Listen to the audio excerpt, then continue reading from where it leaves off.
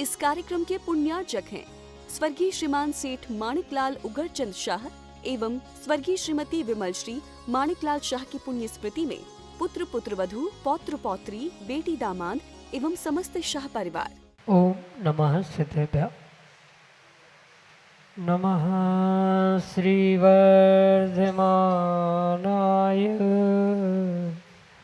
निर्धूतकलिलात्मने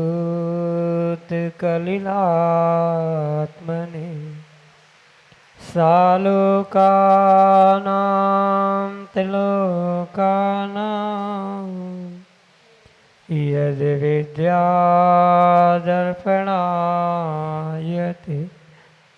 यद्विद्यादर्पणायते।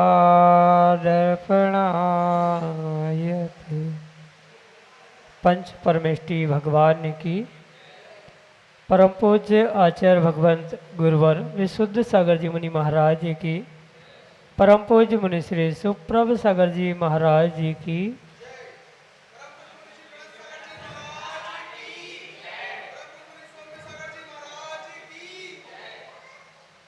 विकल्प तो विकल्प ही होते हैं और विकल्पों से कभी भी किसी चीज़ का हल नहीं होता।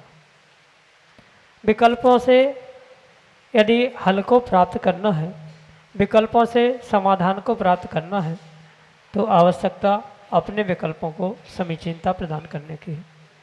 क्योंकि विकल्प यदि समीचीन है और उस विकल्प का समीचीन विकल्प का सम्यक समाधान किसी निर्ग्रंथ गुरु से प्राप्त हो जाता है तो निश्चित ही हमारे जीवन का सम्यक मार्ग खुल जाता है और वही सम्यक मार्ग हमें अंतिम लक्ष्य शिवत्व की ओर ले जाने वाला होता है। ऐसे उस आत्मसुख की प्राप्ति का वह एकमात्र कार्यकारी उपाय समीचीन विकल्पों का सम्यक समाधान, जो कि हम सभी प्रतिदिन आगम के परिप्रेक्ष्य में परम पूज्य आचार्य भगवंत गुरुवर विशुद्ध सागर जी महाराज के मंगल सभा शिष्य उन्हीं के सहयोग शिष्य परम पूज्य मुनि श्री सुप्रभ सागर जी महाराज के मुखारबिंद से प्राप्त कर रहे हैं। प्रारंभ करते हैं आज का सम्यक समाधान। और आज के पहले विकल्प के लिए अशोकनगर मध्य प्रदेश से निर्मल जैन मिर्ची परम पूज्य मुनि श्री के श्री चरणों में कोटि कोटि नमोस्तु निवेदित करते हुए अपना समीचीन विकल्प रख रहे हैं कि महाराज जी, पुण्य कार्य करने से भी संवर निर्जरा होती है क्या? हमारे समीचीन विकल्प का सम्यक समाधान करने की अनुकंपा करें। नमोस्तु महाराज जी, नमोस्तु। ओम नमः सिद्धम। परम पूज्य आचार्य भगवान गुरुवर विशुद्ध सागर जी महाराज की परम पूज्य मुनि श्री सुप्रभ सागर जी महाराज जी की आगम में जो 7 तत्व बताए, उन 7 तत्वों का निर्णय हमें पूर्ण रूप से अनेकांत से करने की आवश्यकता है। एकांत से किसी भी प्रकार से तत्वों का निर्णय नहीं किया जा सकता। चाहे आश्रव, बंध, संवर, निर्जरा, इनमें से कोई भी तत्व क्यों न हो, उनको समझने के लिए आगम की अनेकांत दृष्टि को समझना परम आवश्यक है। उसके अभाव में जो भी निर्णय होगा वह असम्यक ही होगा, सम्यक से रहित ही हो।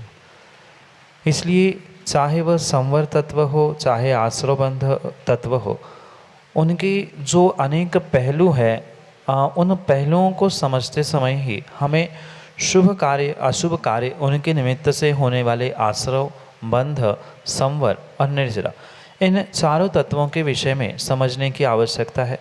क्योंकि बहुत सारे जीवों ने उस संवर तत्व को लेकर बहुत सारी मिथ्या भ्रांतियाँ, मिथ्या कल्पनाएं फैलाने का पुरुषार्थ किया है। सीधी सी बात, हमें उन शुभ कार्यों के निमित्त से समझने की आवश्यकता है। जहाँ शुभ कार्य हो रहा है वहाँ अशुभ कार्य नहीं होगा। क्योंकि छद्मस्त संसारी जीव जो होता है उसका एक समय में एक ही कार्य हुआ करता है, क्या वह शुभ कार्य करे या अशुभ कार्य करे। ये जो जीव पुरुषार्थ करता है या कोई भी कार्य करता है, चाहे वो शुभ करे चाहे अशुभ करे, प्रत्येक समय में कर्मों का आश्रव जारी है। कोई भी ऐसा समय नहीं है जहाँ कर्मों का आश्रव नहीं होता।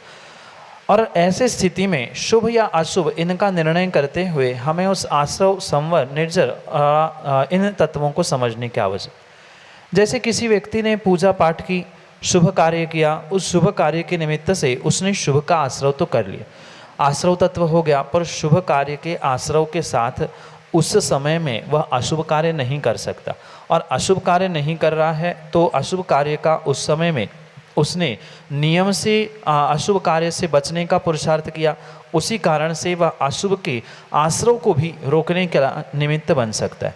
इसलिए कहीं ना कहीं जो शुभ कार्य कर रहा है वह पूर्ण रूप से अशुभ कार्यों से बचते हुए अशुभ का संवर ही कर रहा है। ये अनेकांत दृष्टि से समझने की आवश्यकता। जीव ये मानता है कि वह मात्र शुभ कार्यों से पुण्य का ही आश्रव कर रहा है, पर ये वहाँ समझे कि पुण्य का जैसे आश्रव हो रहा है उसी समय शुभ कार्यों से पापों का संवर भी हो रहा है।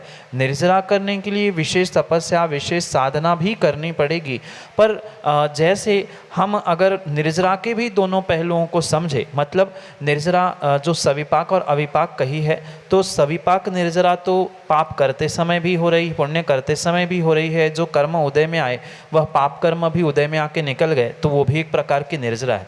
इसलिए निर्जरा संवर इन दोनों तत्वों को ही नहीं अपितु आश्रव बंध इन दोनों भी तत्वों को अनेकांत से समझने की आवश्यकता है। आगम के परिप्रेक्ष्य में शुभ कार्य करते समय पापों का जो संवर हो रहा है वह संवर तत्व है। कुछ अंशों में वह संवर के निमित्त से या आने वाले उस पाप कर्मों को रोकने के निमित्त से जो शुभ पुरुषार्थ चल रहा था, पुण्य का कार्य हो रहा था, पुण्य का आश्रव हो रहा था, कथनचित वहाँ सविपाक निर्जरा के माध्यम से या उस शुभ कार्य के साथ साथ यानी कोई तपस्या त्याग करते समय जो तपस्या हो रही है, कर्मों की निर्जरा हो रही है, उसको भी अगर साथ लेंगे शुभ राग के साथ, तो वहाँ संवद और निर्जरा दोनों भी हो सकते हैं। मात्र शुभ कार्य के निमित्त से ये हमें अनेकांत से समझना होगा। शुभ क्रियाओं से पुण्य का मात्र आश्रव नहीं अपितु पाप का संवर भी और कथनचित निर्जरा भी हो सकती है। यही आपके लिए सम्यक समाधान। श्रीमती संध्या जैन, विदिशा मध्य प्रदेश से, महाराज श्री के चरणों में बारंबार नमोस्तु निवेदित करते हुए अपना समीचीन विकल्प रख रहे हैं कि महाराज जी, जैसे मंदिर जी में पुजारी पानी लाता है, वह 1 लीटर पानी हम मंदिर से पुजारी से ले जाते हैं और वह पानी प्राशुक करके महाराज जी के लिए फल वगैरह धोने के लिए उपयोग में लाते हैं, तो पानी वो मंदिर के पानी लेने में भी हमें निर्मल का दोष लगेगा क्या?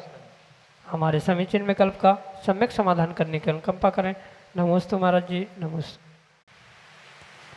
मंदिर के प्रयोजन से, पूजा अभिषेक के निमित्त से जो भी सामग्री लाई जा रही है वह पूर्ण रूप से मंदिर के ही प्रयोग करने योग्य है। किसी भी प्रकार से उसको पर्सनल प्रयोग के लिए या अन्य किसी प्रयोग के लिए लाना निर्माल्य का ही दोष लगाने वाला। आचार्य भगवंतों ने दान का, निर्माल्य का इतनी सूक्ष्मता से कथन किया है। वे स्पष्ट रूप से कहते हैं कि दान सामग्री या देवशास्त्र गुरु के निमित्त से जो भी सामग्री आपने एकत्रित की है या प्राप्त हुई है वह मात्र उसी उद्देश्य से ही प्रयोग करने की आवश्यकता है। माना कि लिए कोई धन दान रूप में आपने स्वीकार किया, किसी व्यक्ति ने स्वीकार किया, कहीं मंदिर में स्वीकार किया, उस दान की राशि का उपयोग अन्यत्र यानी जिसके लिए आया है उसमें प्रयोग ना करते हुए किसी अन्यत्र स्थान में प्रयोग किया है, तो वहाँ भी निर्माल्य का दोष ही लगता है। और यहाँ तो साक्षात वहाँ भगवान के अरिहंत परमेष्ठी के पूजा अभिषेक आदि के लिए आए हुए पानी का आप स्वयं प्रयोग कर रहे हैं, क्योंकि भले ही आप चौके के लिए फल आदि प्राशुक करने के लिए उसको धोने के लिए प्रयोग कर रहे हैं, पर वह फल भी आपके द्रव्य है। जब तक मुनिराज को दान रूप में नहीं दे रहे हैं तब तक वह आपका ही द्रव्य है। और चौके के लिए या फल धोने के लिए आपने जो उस मंदिर के पुजारी से लाए गए पानी का प्रयोग आप कर रहे हो, तो वह पूर्ण रूप से आपके लिए निर्माल्य का दोष ही लगाने वाला हो सकता है।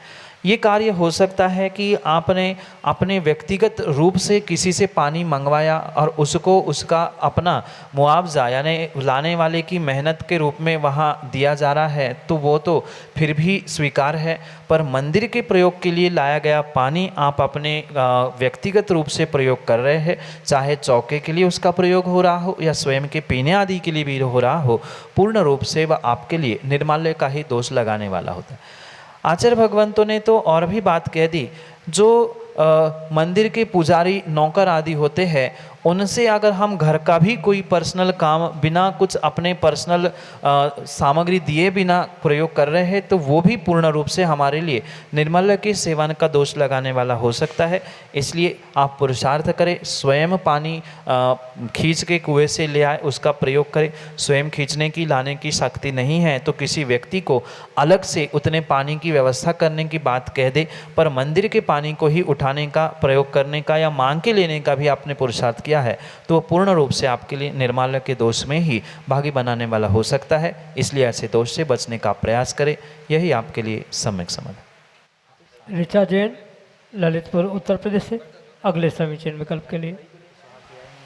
त्रय मुनिराजों के चरणों में मेरा बारंबार नमोस्तु नमोस्तु नमोस्तु।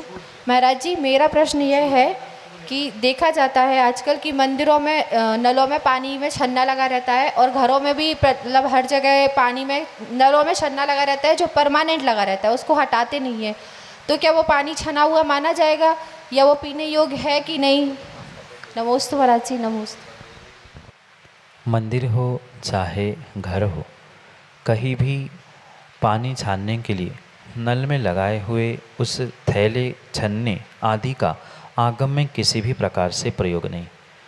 पानी तभी छना माना जाता है जब दोहरे छन्ने से, जो उसका प्रमाण बताया है उतने मोटे दोहरे छन्ने से जब उसको छान कर पानी की विलछाने यथास्थान पहुंचाई, मतलब जहाँ से पानी आता है उसी स्थान पर पहुंचाने से ही वह पानी छना माना जाता है। अन्य किसी भी प्रकार से पानी छानने की विधि आगम में लिखी ही नहीं है। इतना मोटा कपड़ा चाहिए कि जिसमें से सूर्य की किरणें आर पार ना हो, ऐसे दोहरे छन्ने को लेकर उसकी विलछाने यथास्थान करना, यही पूर्ण रूप से श्रावकों के लिए पानी छानने की विधि कही गई है। इसका मतलब ये नहीं है कि छोटे से रुमाल से, छोटे से कपड़े से लेकर पानी छाना जाए।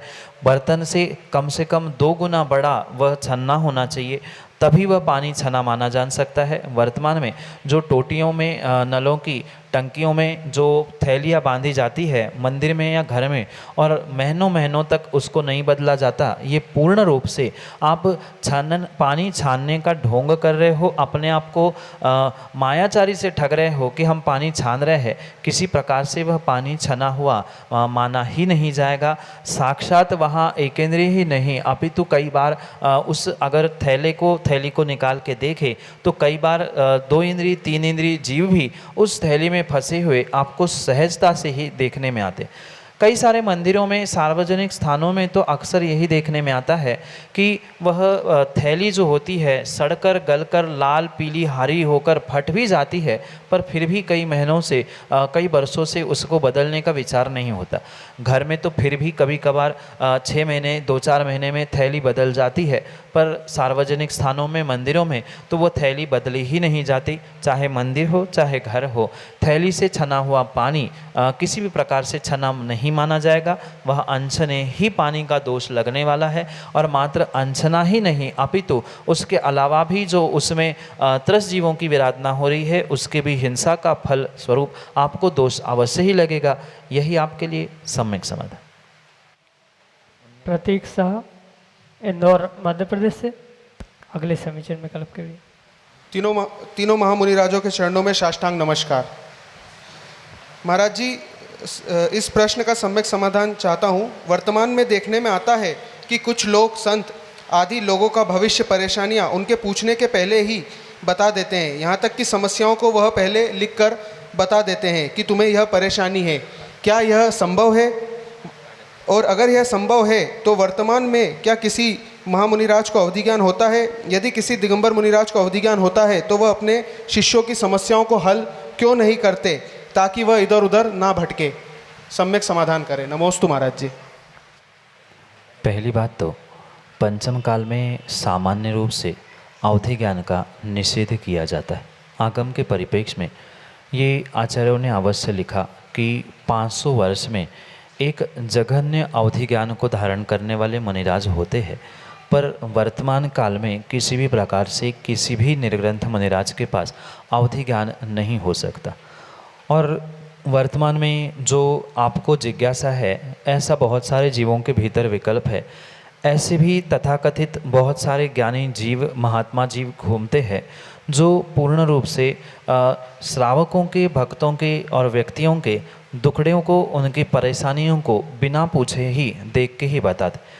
कहीं ना कहीं जो हमारे आगम ग्रंथों में आचार्य भगवंतों ने विद्यानुवाद पूर्व आदि के माध्यम से बहुत सारी विद्याएं, बहुत सारी विधाएं जो बताई गई है, उसका ही आलंबन लेकर ये सब कुछ कार्य करते हुए देखने में आता है। जैसे एक महान आचार्य भगवंत हमारे परंपरा में हुए, जैन दिगंबर आचार्य हुए, जिनका नाम निमित्त ज्ञानी आचार्य भगवंत विमल सागर जी महाराज थे।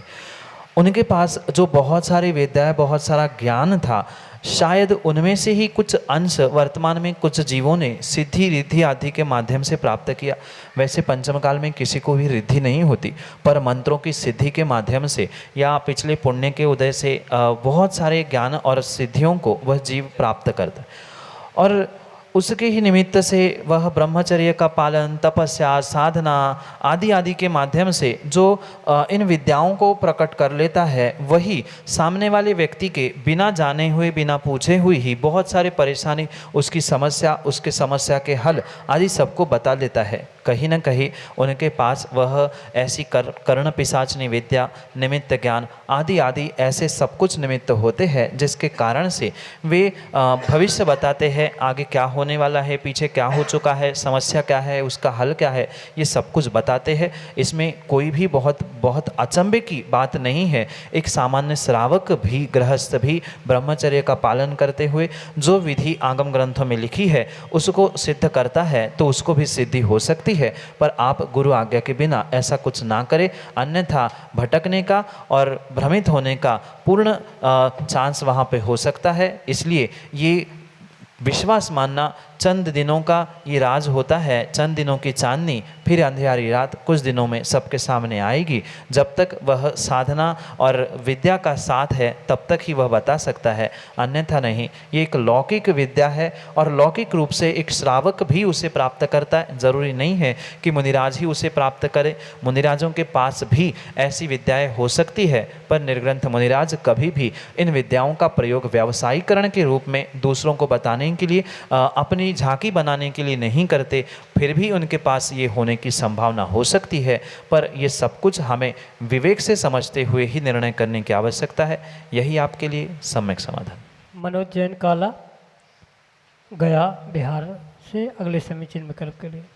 तीनों मुनिराजों के चरणों में मेरा बारंबार नमोस्तु नमोस्तु नमोस्तु। इस आधुनिक समय में धर्म को कैसे किया जा सकता है? नमोस्तु गुरुदेव, नमोस्तु नमोस्तु गुरुदेव। वास्तव में ये वीतराग विज्ञान से युक्त जो जैन धर्म है, वो ही हमें इस आधुनिक युग में अप टू डेट होने की कला सिखाता है। बहुत सारे जीव ये मान्यता रखते हैं कि धर्म का पालन कर लेना, धर्म इस शब्दों का प्रयोग कर लेना आउट ऑफ डेट हो गया है। पर मेरे हिसाब से जैन धर्म आउट ऑफ डेट होने के लिए नहीं, अप टू डेट होने की कला सिखाता है। अगर वास्तव में वीतराग विज्ञान के परिप्रेक्ष्य में हमने धर्म की क्रियाओं को समझा है, उन क्रियाओं के पीछे के कारणों को, तर्कों को अगर समझा है, तो कभी भी हमें विकल्प करने की आवश्यकता नहीं है कि आधुनिक युग में हम धर्म कैसे करें। क्योंकि धर्म हमें वास्तव में समय के परिप्रेक्ष्य में, समय के अनुकूल रूप से ही जीवन जीने की, धर्म की क्रिया करने की अनुकूलता को सिखाने का पुरुषार्थ करता है। जैसे प्रतिदिन पूजा पाठ आदि का विधान बताया गया है, सोले का भी विधान बताया गया है कि सोले के वस्त्रों के साथ ही भगवान को स्पर्श करना चाहिए, भगवान के अभिषेक करना चाहिए, उसका गंधोदक माथे लगाना चाहिए। ये पूर्ण रूप से वैज्ञानिक दृष्टि से ही, आधुनिक दृष्टि से ही हमारे आचार्य भगवंतों ने कई हजारों सैकड़ों वर्ष पहले ही समझा दिया गया है। वहाँ भगवान के सामने घी का दीपक क्यों जलाया जाता है, उसके माध्यम से कैसे ऑक्सीडेशन होता है, श्री जी पर कलश ढालने पर वह मंत्र कैसे गंधोदक बनता है, इन सब का विस्तार से व्याख्यान हमारे आगम ग्रंथों में किया गया। और उन बातों को हम अगर विवेकपूर्वक समझेंगे, उन कारणों को समझेंगे, तो नियम से हमें आधुनिक समय में भी उन क्रियाओं को करने में आनंद आएगा। मुनिराजों को दान देने की या अन्यत्र भी दान देने की जो व्यवस्था कही है, श्रावक के जो 6 आवश्यक भी कहे हैं, उसके पीछे भी आचार्य भगवंतों ने बहुत सारी आधुनिकता को ही साथ लिया। क्योंकि स्कूल में भी कॉलेज में भी जब भी पढ़ाई होती है, एक ही सब्जेक्ट एक दिन में नहीं पढ़ाया जाता, उसमें भी कहीं ना कहीं सब्जेक्ट चेंज करने की बात कही। ऐसे श्रावकों के लिए जो 6 आवश्यक है, दिन में आपका मन जिसमें लग रहा है, सुबह अगर पूजा पाठ में मन लग रहा है तो पूजा करें, पूजा में मन नहीं लग रहा है तो गुरु की उपासना करें, गुरु की उपासना करके आप थक गए हैं तो थोड़ी सी तपस्या कर ले, तपस्या करके भी हमारी थकान लग रही है तो थोड़ा सा स्वाध्याय कर ले, ज्ञान का अर्जन कर ले, उतना करने के बाद भी हमें और समय मिल रहा है तो हम दान कर ले, आदि अनेक व्यवस्थाओं के साथ हमें आधुनिक जीवन जीने की ही कला धर्म ने सिखाई। पर समस्या कालाजी वर्तमान में ये है कि जीवों ने धर्म को बहुत ऑर्थोडॉक्स यानी एक रूढ़ियों में, परंपराओं में बांध कर रखा। हमारे जैन धर्म जैसा वैज्ञानिक धर्म इस भूतल पे आज तक कहीं हुआ ही नहीं है, इसलिए उसे समझने के लिए हमें कुछ अंशों में स्वाध्याय करना होगा, गुरु जी का सानिध्य प्राप्त करते हुए उसके ज्ञान को, बोध को प्राप्त करना होगा। इसलिए अगर हम धर्म के उन ग्रंथों का स्वाध्याय करते हुए विवेकपूर्वक उसके कारणों को समझेंगे तो वास्तव में आधुनिकता के काल में भी, इस आधुनिक युग में भी, भौतिक युगों में भी हम धर्म कर सकते। जैसे माना कि हम साक्षात ग्रंथ लेकर स्वाध्याय नहीं कर पा रहे, तो हम मोबाइल के माध्यम से, जो टेक्नोलॉजी वर्तमान में इलेक्ट्रॉनिक मीडिया के हमसे प्राप्त हो रही, उसके माध्यम से स्वाध्याय कर सकते। हम मोबाइल भी नहीं खोल पा रहे हैं या पढ़ने की भी हमें फुर्सत नहीं है, तो हम टीवी के माध्यम से चलने वाले प्रवचन, यूट्यूब के माध्यम से चलने वाले प्रवचनों को सुनते हुए अपना स्वाध्याय का नियम पूर्ण कर सकते। मंदिर जाने के लिए या कहीं पहुंचने के लिए हमें दान देने की अनुकूलता नहीं है, तो हम घर बैठे ही कुछ दान की ऐसी व्यवस्था कर ले जो संग्रहित करते, फिर कभी एकत्रित जाके हम उस दान को दे सकते। ऐसे बहुत सारे कारणों के माध्यम से हम आधुनिक काल में, भौतिक युगों में और भौतिक साधनों से धर्म की आराधना, धर्म की साधना अवश्य ही कर सकते हैं। इसका अगर प्रैक्टिकल रूप आपको देखना है तो 10 लक्षण में, पर्युषण में जो शिविर होगा उसमें बहुत सारे प्रैक्टिकल माध्यम से जीवन जीने की आधुनिक कला और इसमें ही धर्म का विज्ञान भी सिखाया जाएगा। यही आपके लिए सम्यक समाधान। सिंगई सुनील जैन, मढ़ौरा, उत्तर प्रदेश से अगले समीचीन विकल्प के लिए। नमोस्तु नमोस्तु। मेरा यह प्रश्न है कि मोक्ष मार्ग में पुण्य और पाप हे क्यों हैं? कृपया सम्यक समाधान कीजिए। नमोस्तु गुरुवर, नमोस्तु। पुण्य और पाप, ये जो 2 पदार्थ कहे हैं, ये पूर्ण रूप से उस आश्रव तत्व के निमित्त से ही होते हैं। और आश्रव का मतलब है कर्मों का आना। शुभ कार्य करने से पुण्य का और अशुभ कार्य करने से पाप का जो आश्रव हो रहा है, वह कहीं न कहीं हमें संसार में बांधने के लिए कथनचित निमित्त होने के कारण से प्राथमिक अवस्था में भले ही पाप को हेय कहा है, पर जैसे ही आगे जीव बढ़ता है, यानी कि जैसे ही 8वें, 10वें, 12वें गुणस्थान में पहुंचता है, वहाँ उस पुण्य को भी हेय कहा है। पर ये मोक्ष मार्ग में विशेष रूप से समझने की आवश्यकता है कि प्राथमिक अवस्था में पुण्य को कभी भी पूर्ण रूप से हेय मान के काम नहीं बनेगा।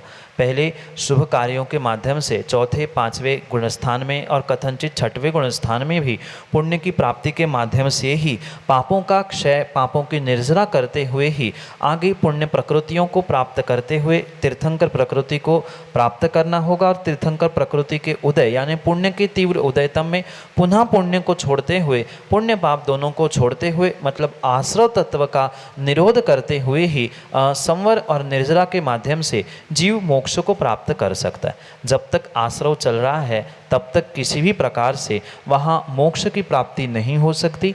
इसी अपेक्षा से आचार्य भगवंतों ने उस आश्रव तत्व को पुण्य पाप के रूप में भले ही क्यों ना हो उसे हेय कहा है, क्योंकि भले ही 13वें गुणस्थान में अरिहंत अवस्था होने पर भी वहाँ जो इरियापत आश्रव हो रहा है वह इरियापत आश्रव भी पूर्ण रूप से हमारे लिए संसार में बांधने वाला और मोक्ष मार्ग से कथनचित दूर करने वाला, मोक्ष से दूर करने वाला होने की अपेक्षा से उस पुण्य और पाप को हेय कहा।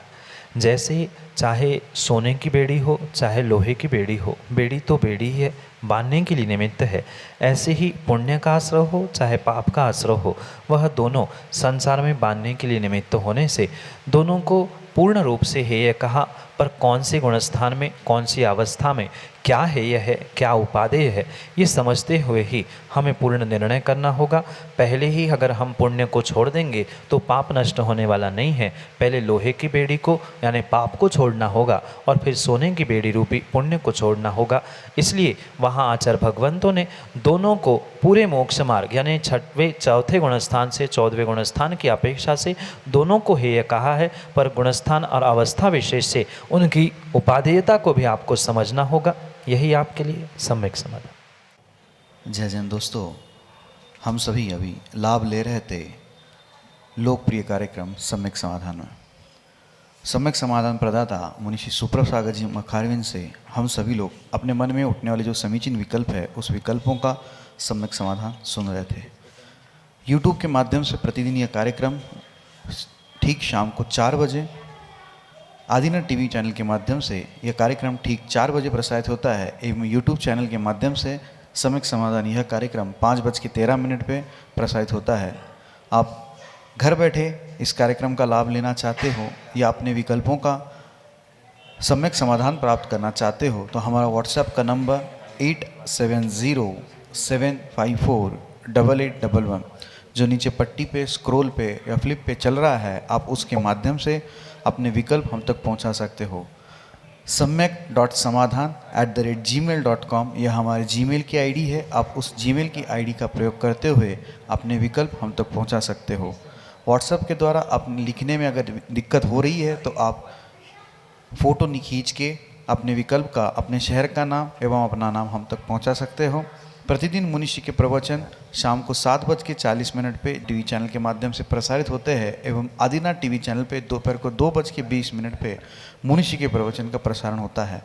आप सभी लोग घर बैठे इस विदिशा नगरी में जो सुक्ति मुक्तावली महान नीति ग्रंथ का वाचन चल रहा है उसका लाभ घर बैठे आप टीवी के माध्यम से प्रतिदिन शाम को 7:40 के ले सकते हैं। आज के लिए इतना ही। मुनिषी के चरणों में कोटिशा नमोस्तु करते हुए आज के सम्यक समाधान कार्यक्रम को यहीं पे विराम देते हैं। नमोस्तु नमोस्तु नमोस्तु। इस कार्यक्रम के पुण्यार्जक थे स्वर्गीय श्रीमान सेठ माणिकलाल उगरचंद शाह एवं स्वर्गीय श्रीमती विमल श्री माणिकलाल शाह की पुण्य स्मृति में पुत्र पुत्रवधू, पौत्र पौत्री, बेटी दामाद एवं समस्त शाह परिवार।